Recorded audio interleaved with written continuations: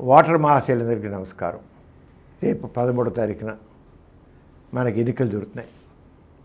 మన రాష్ట్రంలో అయితే శాసనసభకి అలాగే పార్లమెంట్కి ఎలక్షన్ జరుగుతున్నాయి. ఓటర్స్ అందరూ కూడా ఎవరికైతే ఓటు హక్కు ఉందో హక్కుని అందరూ ఉపయోగించాలని కోరుతున్నానండి. తప్పకుండా ఓటు వేయాలి. మీరు ఓటు వేశారంటే మరి మన భవిష్యత్తుని మీరు నిర్ధారించిన వాళ్ళు అవుతారు.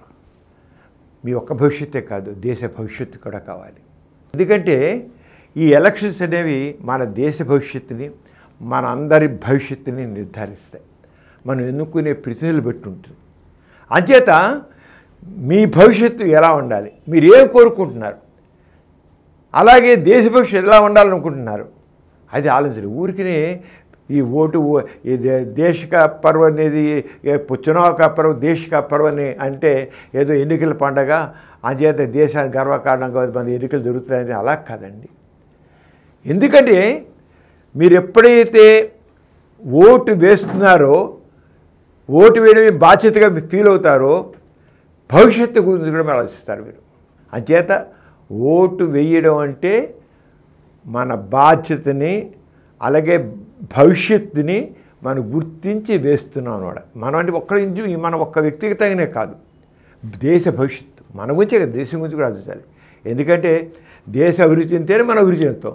మన అభివృద్ధితో దేశ భవిష్యత్తు ఉంది, దేశంతో పాటు మన అభివృద్ధి కూడా ఉంది. అందుకని మీరు ఓటు వేసేటప్పుడు ఇప్పుడు ఇన్ని రకాల పార్టీలు ఉన్నాయి. మీరు ఎవరినేయాలో మీరు బాధ్యత ఆలోచించండి. ఒక పని చేయాలంటే మీరు ఇంట్లో ఒక పని చేయాలంటే ఒక బాధ్యత ఆలోచించరా? ఓటు ఉన్న ప్రతి ఒక్కడు ఓటు వేసి తీరాలి అని అంటాను. ఎందుకంటే మన బాధ్యత.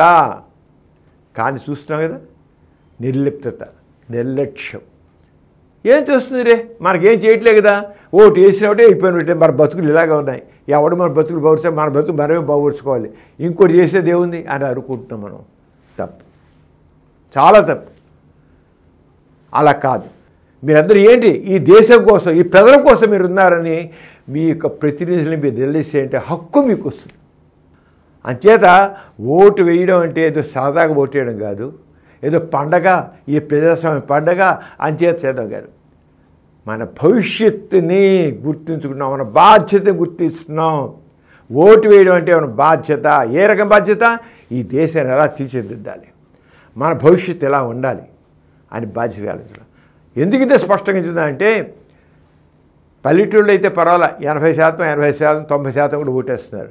పట్టణాలు వచ్చేటికల్లా 50%, 60% మ్యాక్సిమం.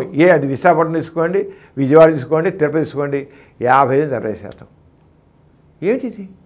సగం మంది ఓటర్లు ఓటు వేయకుండా ఉండమంటే అంటే వాళ్ళు బాధ్యత మర్చిపోయినట్లే కదా, వాళ్ళ భాగస్వామ్యం కానట్లే కదా. మన దేశ నిర్మాణంలో ప్రతి ఒక్క పౌరుడు బాధ్యత వహించాలి, భాగస్వామ్యం ఇవ్వాలి.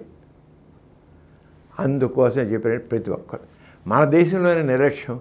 ఇదే మీరు ఇతర దేశాలు బాగా అడ్వాన్స్ కంట్రీ తీసుకున్నట్టయితే అది ఆస్ట్రేలియా జరుగుతుంది, బెర్లిన్ తీసుకోండి, ఇంకోటి తీసుకోండి. ఏ దేశం తీసుకున్నా వాళ్ళకి 90-95% ఓటింగ్ జరుగుతుంది. ఎవరైతే ఎక్కడైతే ఏ దేశాలైతే పౌరుల బాధ్యతాయుతంగా ఓట్లేసి అందరూ ఓట్లేసి వాళ్ళ పార్లమెంట్లని వాటిని ఎలాగా తప్పించుకున్నారో ఆ దేశాలు పైకి వెళ్ళాయి, అడ్వాన్స్డ్ కంట్రీస్ అయ్యాయి. మనం ఇంకా డెవలపింగ్ కంట్రీస్లో ఉన్నాం. వాటి 70 సంవత్సరాలు వచ్చాయి. అంటే నిర్లిప్తత, నిర్లక్ష్యం. అంచేత ఈ చునావ్ కా పర్వ్ దేశ కా గర్వంగా నేను నా యొక్క దేశాన్ని తీర్చిదిద్దుకుంటాను, నా పౌరుడుగా నా బాధ్యత చేస్తున్నాను అందట్లుగా వస్తుంది. అంటే బాధ్యత. మీ ఓటు ఇంట్లో కూర్చోకండి, వెళ్ళండి, మీ ఇష్టం ఓటు వేయండి. ఈ దేశ నిర్మాణంలో మీరు కూడా భాగస్వామ్యులు. అందుకే చెప్పడం కోసమే నేను చెప్తున్నాను. మీరందరూ కూడా రేపు 13వ తారీఖున మనం ఈసారి కనీసం 90% చేసి మీరు బాధ్యతగా పౌరులుగానే ఉన్నాను, భవిష్యత్తు నిర్మాణంలో నేను కూడా ఉన్నాను, ఈ దేశ నిర్మాణంలో నేను కూడా ఉన్నానని మనసారా భావించి ఓటేలు కోరుతున్నాను. తప్పకుండా. అలాగే మన ఛానల్లో చాలామంది రకరకాల విషయాలు చెప్పుకుంటూ వచ్చాం, చాలా విషయాలు.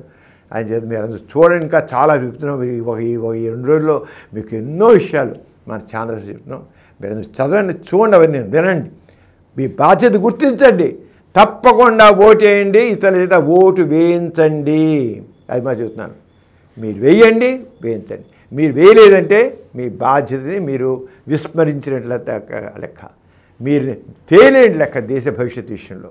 అలా చేయని గట్టి చెప్తున్నాను. తప్పకుండా మీరు అది ఓటేయాలని కోరుతూ మన దేశాన్ని భవ్యమైన దేశంగా తీర్చిదని కోరుతున్నాను. Thank you very much.